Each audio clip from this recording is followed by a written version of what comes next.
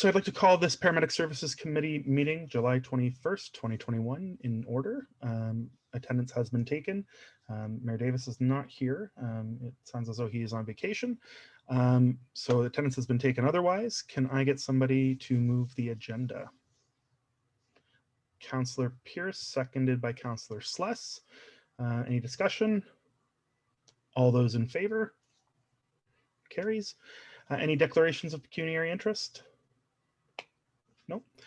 I don't see any delegations, petitions, or presentations at this time, so we will go to the adoption of the minutes from the previous meetings of May 19th, 2021. Does somebody want to get that on the floor? Mayor Bailey, seconded by Councillor Martin.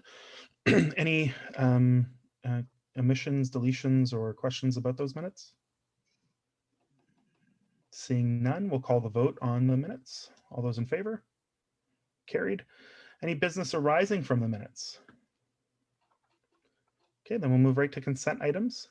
7.1, I don't see that we actually have anything at 7.1. Using a different system online. So I don't see anything there. So we'll just move to consent items to be received. We'll get 7.2.1, the Paramedic Services budget to actual. Can I get it on the floor? Mayor Bailey, seconded by Councillor Pierce. Is there anyone to speak to that? Is Heather speaking to that or taking questions? Through the chair, I'm here for questions. Okay, any questions from the committee? Councillor Pierce. You are muted. Continuation. Sorry, of last Mr. night. Chair, I got too many screens up here. I got work in the background too, but it's gone now. So just one quick question, I guess. Looking at on page, I guess, what are we here? Page 19, I guess, the 19 of the 27. If we look at that, our budget is 6.511, and we're at 6.5. Sorry, our budget's 6.551, and we're at 6.511. Is this telling me that that we're, by the time we hit the end of the year, that sorry, my apologies, that was the 2020. Yes. So with that being said, are we in the same situation for 2021, that we're going to be around the same, just under? Yeah, yes, we look like we're going to be right on budget, just right around the perfect budget. Yeah. Okay, that's good. Okay, thank you. Perfect budget. Let's put that in quotes. Yeah. So that sounds good. Any other questions? Okay, well then thank you, Heather. We will call the vote. All those in favor? So moved. Paramedic Services Statistical Package, RPT 21-200. Russell, you are up, but does somebody want to get it on the floor?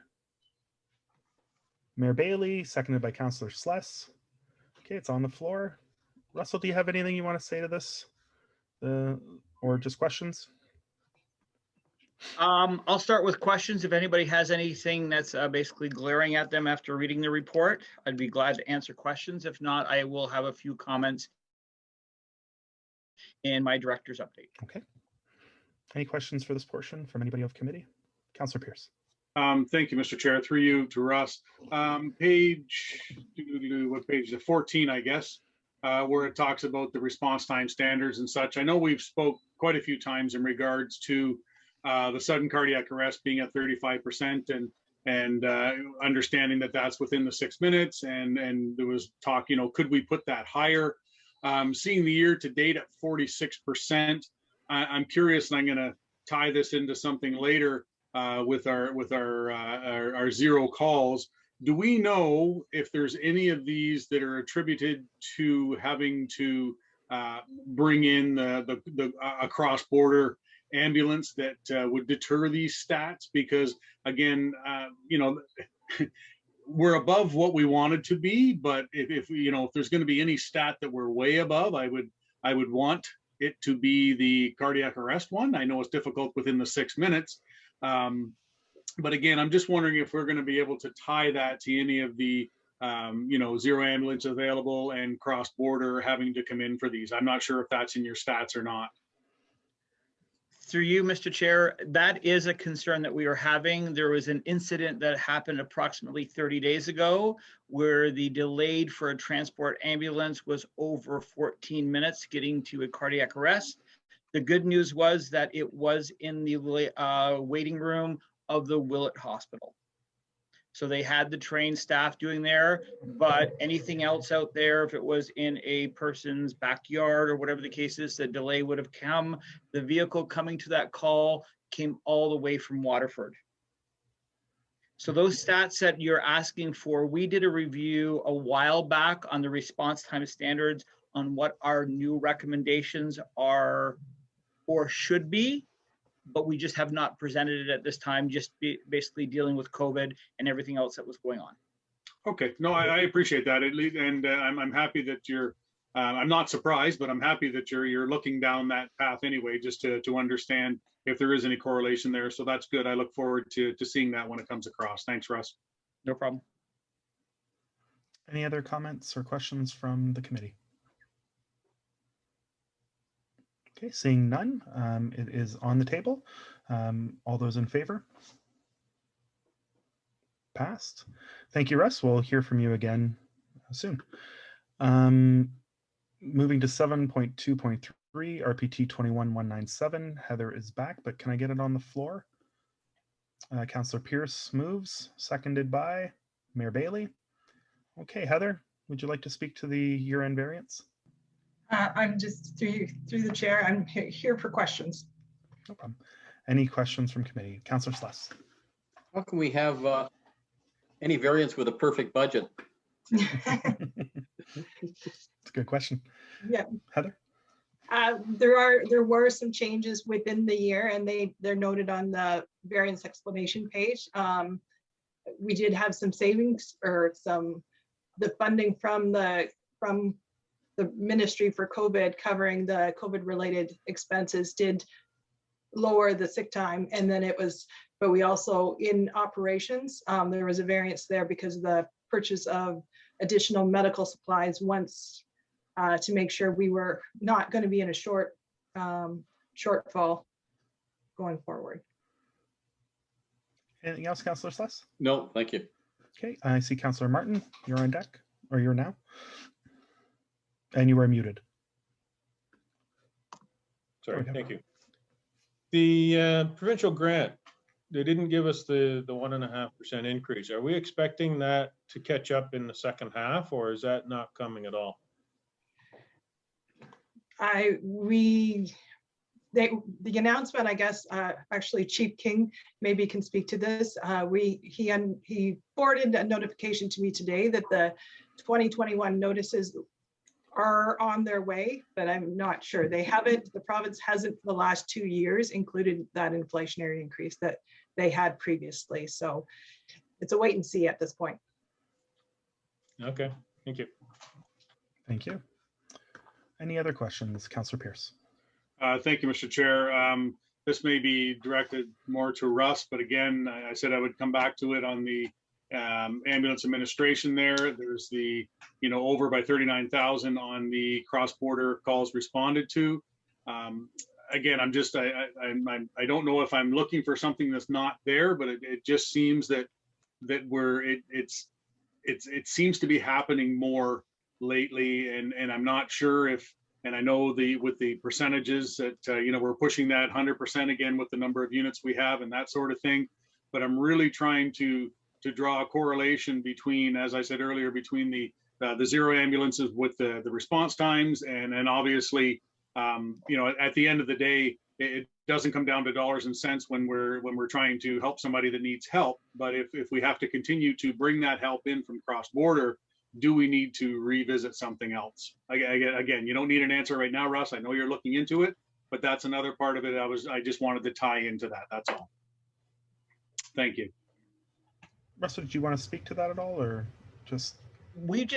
As we've said in the previous minutes and meetings, we don't know the effects of COVID. For the last 17 to 18 months, everybody's been hunkered down in their house. They haven't gone out. They were even to the point of being afraid to go to the hospital because they might catch COVID to get the normal ailments. The patients that we have been picking up over the last 16 months, They are not the regular, I've got a sore back, I've got abdo pain, right? These patients are more serious and more critical we've seen ever in my career of over 30 years. So, but now the people that have general ailments are using the ambulance services more frequently. We have a lot of growth and development in our community. It's just call volume after call volume. A good example is today we have a dashboard now that we can see in real time down to 1 minute of calls. And for 3+ hours today, we've had 0 ambulances available.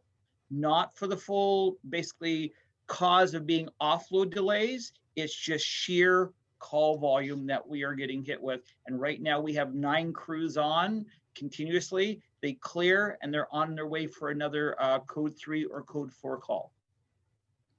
So in that dashboard that we see live, like for an example in my report, what I was going to say to you, for the month of June, we had 31 occurrences of code 0, which basically took up 13 ambulance hours.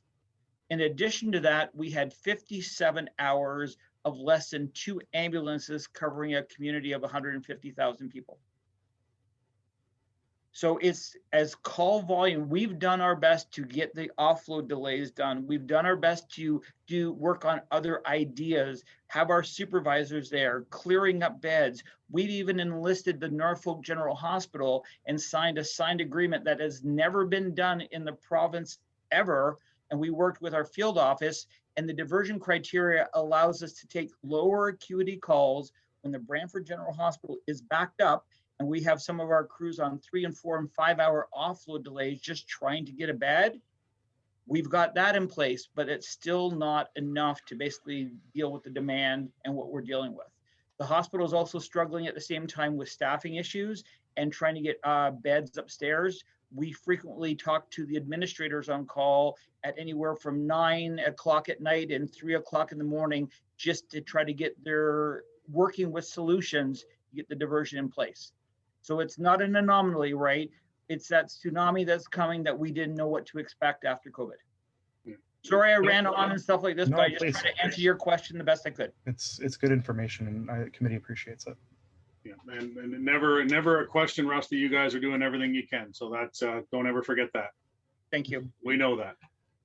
I also just as a yeah, it seems everybody's done questions, but just as a comment from me, it's interesting to me because as a commuter community, I wonder what the impact of COVID-19 and more people working from home, generally speaking, over the next several years will be. As the old saying goes, most accidents happen at home, and more people are at home all day. And that's an interesting piece as well. So yeah, and the health and safety guidelines that you have at your employer change when your employer is in your spare room, right? So that becomes a different animal as well. Oh, thank you, Russ. Okay, well, the report's on the table. If there are no other questions or comments, can we vote on it? All those in favor? Thank you. Okay, we're going to move to staff reports. Russell's going to come back. Now, Russell, I think you also have, in addition to this report on cross-border billing, I think you also you just want to speak broadly. So do we want to do that piece first, like your report, your general report, before we get into this one? Because I don't actually have that on the agenda, you giving a general report, but if you'd like to give one, we'd be more than happy to hear it. Through you, Mr. Chair, thank you very much. Then we'll deal with the cross-border billing afterwards. When we spoke in previous meetings, I projected about a 12.9% increase in call volume. I've readjusted that, just seeing what we have with our stats. And now we're down to about an 8.7% increase is our projection for the end of 2021.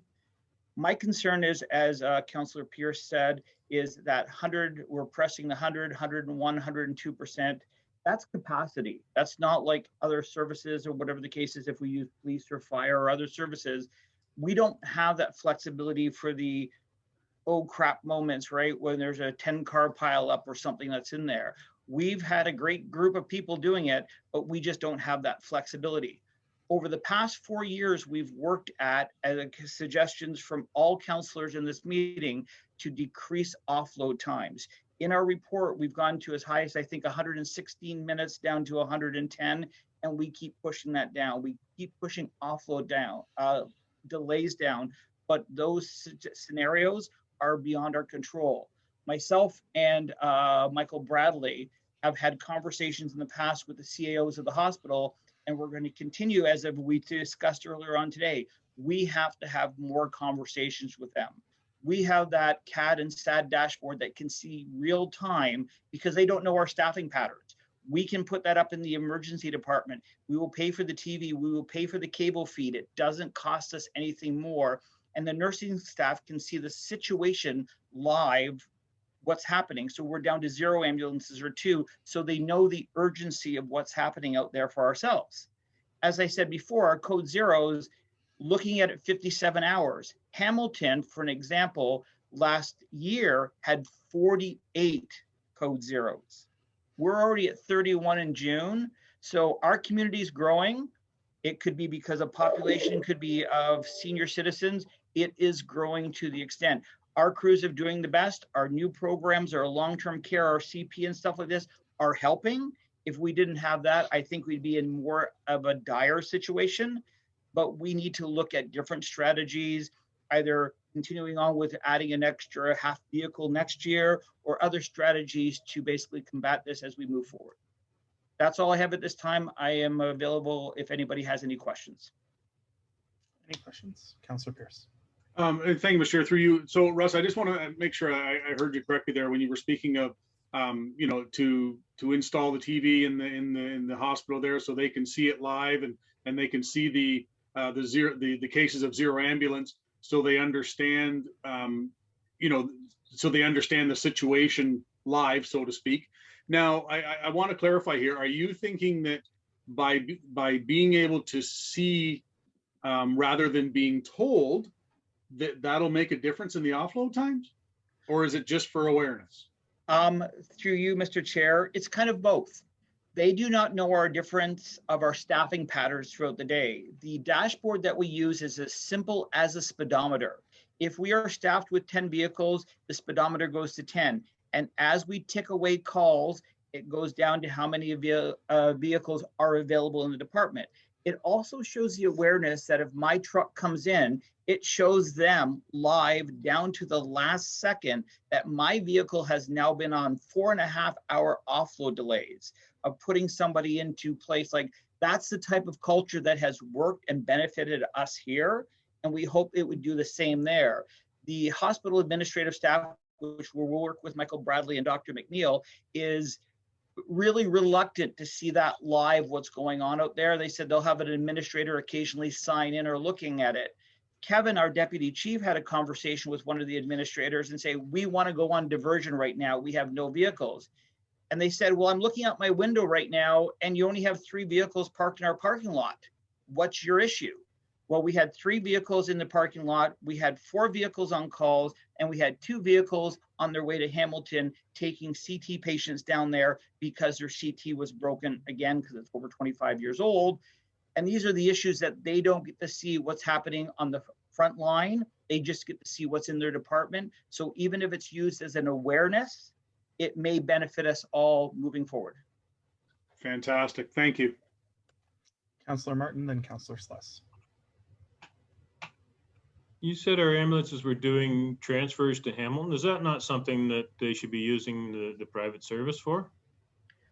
Through you, Mr. Chair, the private services are pre-booked transfers. These are emerge that need the CT right away. They've done their best to try to give us a heads up and say, hey, our CT is going in for repairs or whatever. But if it breaks midday and it's down for 4 to 6 hours, those are considered emergent transfers and they have to be done. And the current agreements with some of the transfer companies is they need to be booked 24 hours out. Okay. Thank you. Councillor Sless. Yes, thank you, Mr. Chair. Russell, I understand what you're trying to do, but really isn't the problem with offloading the hospital shortage of staff? Like, I think everybody's trying to do the best they can, but I think they're underfunded, probably very similar to your situation. You have what you have, and you try and do the best with it. And I would tend to think they're probably in the same boat. The province isn't doling out money to them. They're trying to get by the best way they can. And we're all kind of in this together. That I understand what you're trying to do. I just don't know the impact it'll have if it'll be demoralizing when they go, well, we just can't do anymore. We don't have any people. You know, it takes people to do things, and if they don't have them, they simply can't do them. Does that make any sense to you? It does make sense, but through you, Mr. Chair, we're trying to work at this as a team effort. We meet almost weekly with the directors and the head of ER over there to come up with solutions. We get notified of the bed situation every day, that they've got 25 admits. We try to staff accordingly. We're just at the point right now that they have a staffing issue or they have a bed capacity issue. They look to us of upstaffing a vehicle for the day, which every day we do it is between $1,000 and $1,500 to try to get another vehicle on the day to help them out. We try to plan staffing around if CT is going to be repaired, we'll put on an extra vehicle to help out our crews. We're trying to make this a team effort. We've reduced as much as we can and put the appropriate things into place. Now it's being hit with more call volume, like myself and a few other people have talked. They said, well, we'd be great if everything stayed the norm. Things are changing rapidly with growth, expansion, people coming out dealing with COVID. We're just trying to maintain so we do not run out of ambulances on a daily basis when yourself or anybody in the community needs one. Okay, thank you. Any other questions or comments? I have one if there isn't. This question might be for Michael or Heather, or could be for us. I'm not quite sure, but you know, I know we have a new budget process with this committee. And you know, I'm reading a bit of a direness in Chief King's report here. If we are needing to upstaff, if there's going to be requests for an increase in budget, it's a more significant one. What is the process now, just so we're all on the same page at the outset? And Michael, I see you come on board here, so maybe you can kind of prep us on what we'd be looking at in terms of the budget process, if that comes to pass because of growth.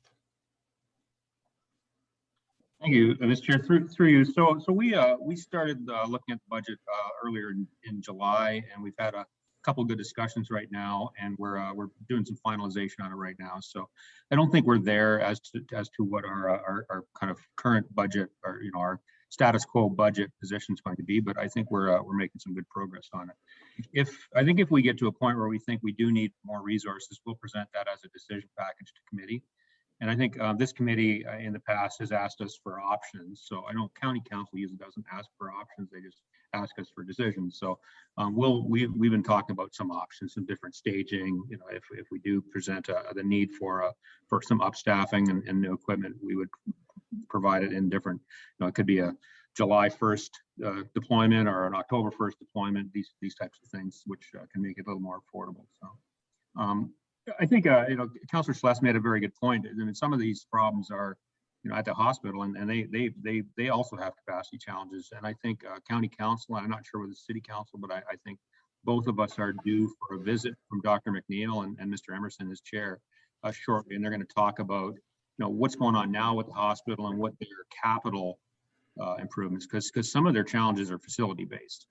And as Mr. King noted, some of their challenges are staffing based. So staffing is a funding problem. Facility based facility challenges are much more complicated. So I think when county and city council receive those presentations, they maybe should be asking some of the questions that or conferring, delivering some of the messages that Chief King has just provided to committee to the hospital, and ask them what their solutions are, their go forward solutions. Because one thing I can say is Mr. King and I, and he's mentioned, we've met a few times with Dr. McNeil and his staff, and they're very committed to working with us, as Chief King has said, to try to do what we can to free up ambulances, to make sure that we have paramedics and ambulances ready to serve our community. But they've got their own challenges, and they've got limited funding as well. So anyway, so in answer to the questions and to the dialogue, I think we should be continuing to talk with the hospital. I would encourage councillors to be bringing some of these concerns to our hospital executives when they visit council with their regular updates. And if we need resources, we'll present them through the budget process as decision packages with arguments and with some potential options. Hopefully that answers the question. It does. One clarifier there to you, Michael. if when we're getting those decision packages at this committee, is it possible to have a piece in there about the dynamics of the provincial reimbursement? Because, you know, if we take something in July, let's say, instead of a full year, you know, does that end up shooting ourselves in the foot the next year because the province only goes based on the amount spent the previous year for the reimbursement? Are we kind of playing continual catch up when we do that piece, or does it make better financial sense to do it overall, just to have that as, so we can make a decision with the full information, because that can be a tricky piece of, you know, the fiscal year versus 12 months. You know, once we actually, if we do something in July that involves more spending, then we're actually doing it for 12 months the next year. Is the province kicking in for the full 50% of the 12 months, or are they only looking at the 50% of the previous 6? And that can be a bit of a dynamic as well. So can that be in can that be explained in those pieces so that we make good decisions? Sure, Mr. Chair. We can definitely try to lay out some assumptions we can make around provincial funding. As the treasurer and Mr. King both noted, we're just now waiting for the provincial announcements on funding for this year, noting that we're, you know, past to the half-year point in this year's budget. And volatility in provincial funding is really becoming a problem for paramedic services.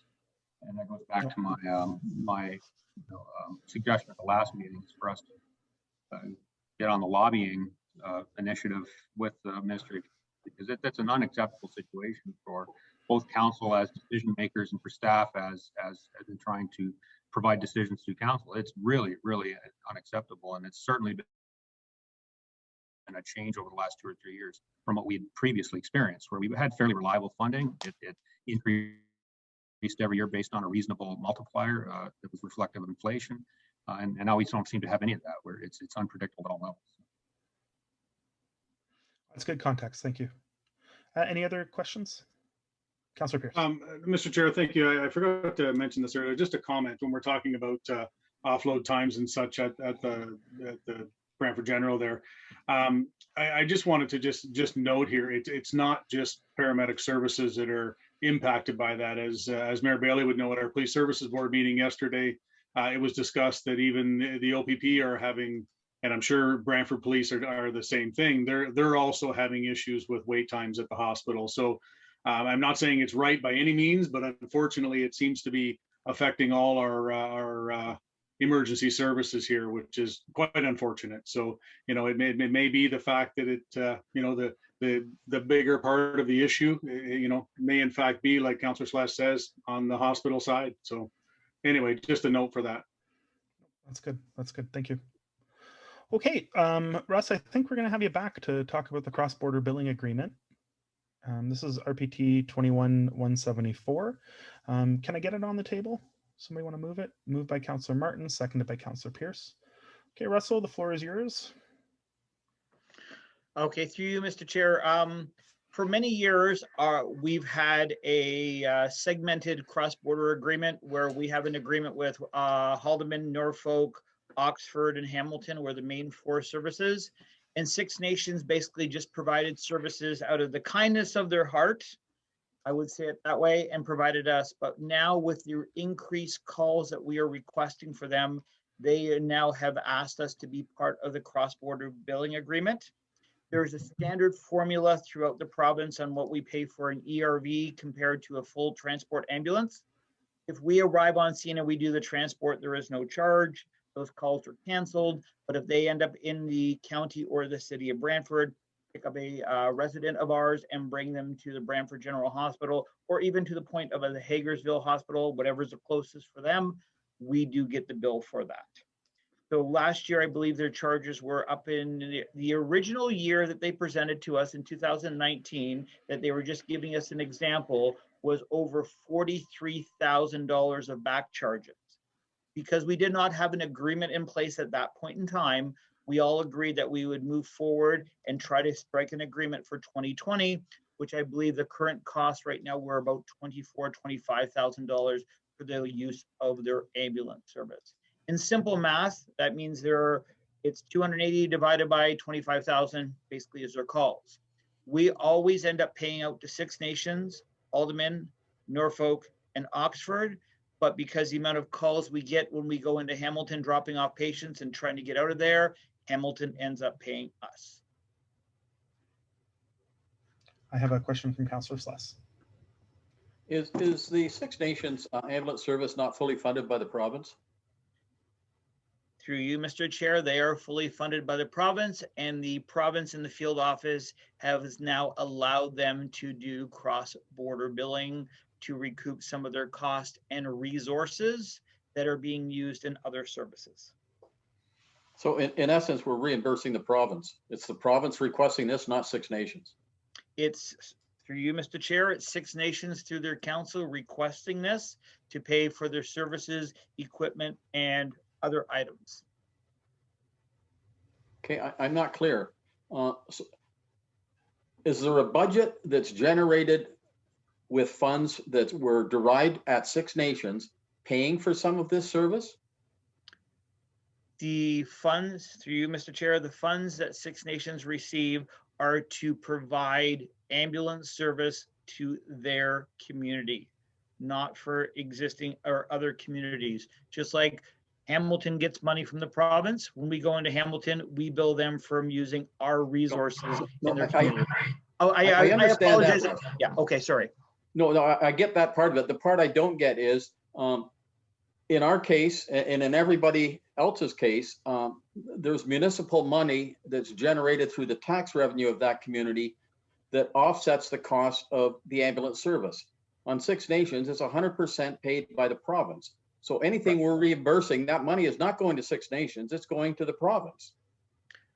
Through you, Mr. Chair, the discussions I've had with our field office is the money is not, or I did not ask the question about it going back to the province.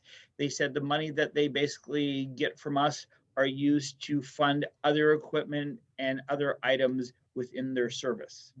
So for example, if they wanted electronic patient charting or they wanted power stretchers, if they bill ourselves, Norfolk, Oxford, anybody else that goes into their area, well, they use their resources, that money is supposed to stay within the Six Nations to, I would use the word, enhance their current EMS service in Six Nations. Okay. Now, if we go in and assist them in cross-border assistance, we bill Six Nations or do we bill the province? Who do we bill? So it is, we would bill Six Nations. So if they did 200 calls in our community and we did 100 calls in their community, it's a net bill of 100. We reconcile all the calls through our administrative assistant, Kim, and we all agree that these numbers are correct. There has been situations in Hamilton that they've sent us a bill and they were out about 50 calls from our data. And then we do a cross-sharing data agreement and then we agree on a number. Okay. Historically, is there more going in or more coming out of Six Nations? More of Six Nations coming into us. Okay. Thank you. Thank you, Mr. Chair. Through you, Mr. Chair, in the tune of about 25,000, which is simple math, is about 1,000 calls. Okay. Thank you. Yeah, and maybe we can get some clarification, just email to us about, you know, my understanding is Six Nations is still the administrator, no matter where the budget comes from, right? And they still have a budget that they have to adhere to, and you know, if they have surpluses, they can use it to enhance. So I think that's basically what Russell said, but we can always get that clarified for us on committee before the next meeting. Through you, Mr. Chair, sorry, through you, Mr. Chair, I just want to make a correction. I had bad math. It wasn't 1,000 calls. It was 100 calls. I do apologize. Thank you. Councillor Pierce. Thanks, Mr. Chair. So just to kind of elaborate on that a little bit, Russ. So let's say 100 calls. Are we only engaging Six Nations when we're at a zero ambulance situation, or is it dispatch the same thing that the closest unit will get sent to the call? Through you, Mr. Chair, it is two scenarios. Number one is if it's on the border of Six Nations and ourselves, and they are the closest vehicle, they will send that vehicle and we will send a backup vehicle to do the transport if one is available. Six Nations also responds into our area when we have zero ambulances available. Okay, because where I was going with that, I was just curious, now that we're using the old Painesville Fire Station as kind of a little bit of a depot, so to speak, that's obviously putting us closer to that end of the county, and I'm just wondering, would that have any influence on the calls? But by the sounds of what you just described there, it would not. We're only in a zero situation when they come to us. So, okay. No, appreciate that. Thank you. Question. Any other questions? Councillor Martin. Thank you. Russ, when we pay Six Nations for cross-border billings, is there anything guaranteeing that that money stays within their ambulance service, that it doesn't get drawn out into their general budget? Through you, Mr. Chair, I would not know of where the money goes once we pay the Six Nations ambulance service. It was told to me by the field office that the money is to stay in the Six Nations ambulance service for equipment and future enhancements. Okay, and in the report, it also says that Waterloo doesn't have agreements. Do they still have to pay if they owe for cross-border calls? Through you, Mr. Chair, with Waterloo, they have agreements with no other outstanding service regarding cross-border billing. That doesn't answer the question. Do they have to pay if somebody runs calls in their area? No, they do not have to pay. So if we didn't have agreements with Six Nations, we wouldn't have to pay them for their ambulances coming into our area. That is correct. As other services, what has to be politically correct through our deployment plan is it started out as what you do, we will do. As a good example is we started saying that we will not send an ambulance into Waterloo as long as the call has been holding for 30 minutes. Because our base in Paris was closer to calls in air. And then Waterloo said they would not come into Paris unless the call was holding for 60 minutes. Then everybody, so what we're doing right now is we feel is the best for the communities around us. Six Nations could say we are not responding if the agreement or the payment is not made, or we do not have a cross-border billing agreement. They can write into the deployment policy that if that code 3 call has not been waiting longer than 90 minutes, none of our Six Nations ambulances will respond. Okay, so it's in the best interest of servicing our customers that we have the agreement. Correct. And I'm looking out for the best of the community rather than, and I do not mean to say this in inappropriately, but playing a game on playing with your 60 minutes, my 30 minutes, right? I'm looking at what's best for the community and the community members. How does Waterloo get away with that? I didn't think it was optional to be not paying for cross-border calls. There, through you, Mr. Chair, there is no standard agreement. It was mutually agreed to the services across Ontario, but as time went on, some services just completely dropped off with the direction of their CAO councils in their municipality not to engage in future agreements. Okay, and since they owe us money, is there any way we can petition the province to make us whole on that? Through you, Mr. Chair, there's nothing I know of right now. I believe Perth County tried to do the same thing with Waterloo in previous years because the outstanding bill was about $500,000 and they were not successful at that time. Wow. Okay, thank you. Well, I think that leads us to believe that agreements are good to have, especially codifying these sort of things. If there are no other questions, I have one small question. It says here in the actual agreement that it's made on the 11th day of May 2021. Will this be backdated from that date, or are we looking at it as a forward dated thing? Through you, Mr. Chair, I believe it's for the payment would go for 2020. Okay, so for the full year. Okay, so the date itself doesn't matter as much. We, through you, Mr. Chair, we've been working on solutions and agreements with this for a while. We just thought it was the best interest to have a formal agreement for the community. All right, no, agreed. Okay, well, with no other questions, can we see all those in favor? Carried unanimously. Thank you, Russ.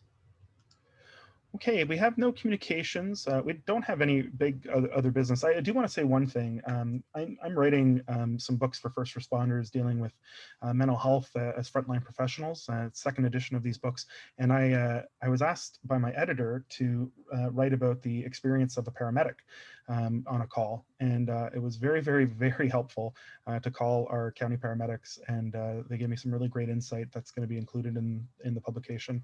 And it's just nice that that they'll be represented in the book and that they were so willing to be a part of that. So just a small thing that happened 2-3 weeks ago, much appreciated. And we have some really neat things going on, including with the community ambulance, the blue ambulance, and some of that's going to be included as well. So.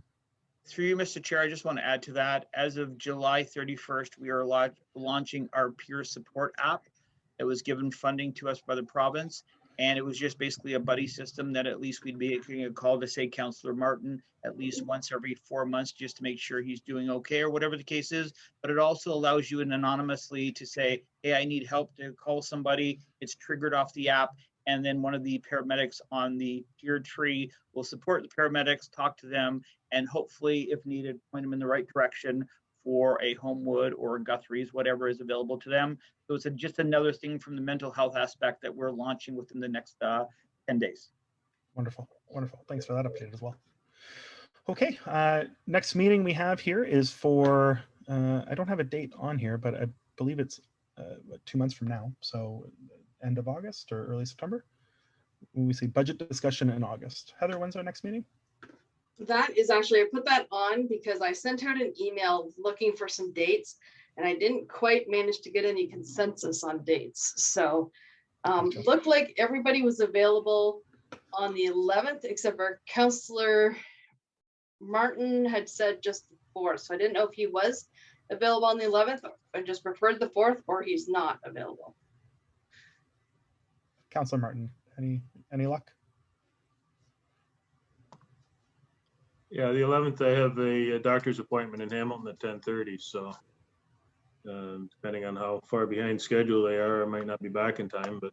Okay, so we might be able to look at another date that week. I just wasn't sure if he was away the whole week or what we were looking at, but I could still pick at it. I sent out the one email and I hadn't quite got a consensus on like we could do the Tuesday, the 10th, if that kind of works for people, or I can just kind of send out and see where we get. I don't want to get stuck without a date. For me, Heather, as long as I know in advance, I can make arrangements. Okay.